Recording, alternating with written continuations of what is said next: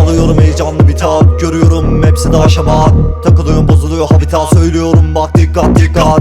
Hadi bana farklı bir tat kat, geceler aksiyon tak tak. Yaptım ben sırlarım basamakları çıkıyorum, full dolu kat kat. Esnek değil dilim esmekti, şartlar hep eşit dile gelmekti. Yakalanma sorun yok disteksi, bu dar sokaklar çok kasvetli. Dehşetli paranormal olaylar esnetti, sorun varsa hadi bana hissetti. Korkunun sonu çok vahşetli, katletti. Arabada 5 kişi full dolu aksiyon hep, aksiyon hep, aksiyon hep. Yürüdüğüm yollar full dolu hep, full dolu hep, full dolu. Olay oldu bak bizde harbiden, geçmişe dayalı dostu terk eden. Esmiyor bu kez farklı tehlikem, problem çok yok bu dert eden.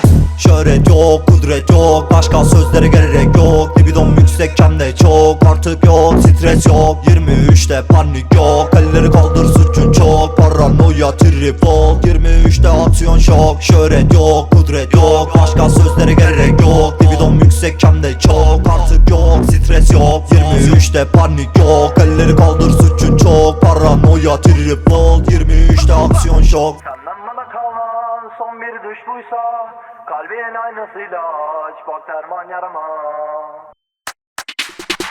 Aslında hepsi aslında değişik paranoya.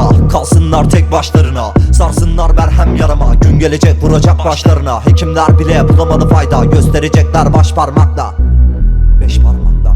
Durma devam et sen hep yoluna, bildiğin sana doğru hiç yorulma.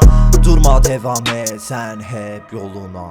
Şöhret yok, kudret yok, başka sözlere gerek yok. Libidom yüksekken de çok, artık yok, stres yok. 23'te panik yok, elleri kaldır suçun çok. Paranoya trip ol, 23'te aksiyon şok. 23'te panik yok, elleri kaldır suçun çok. Paranoya trip ol, 23'te aksiyon şok.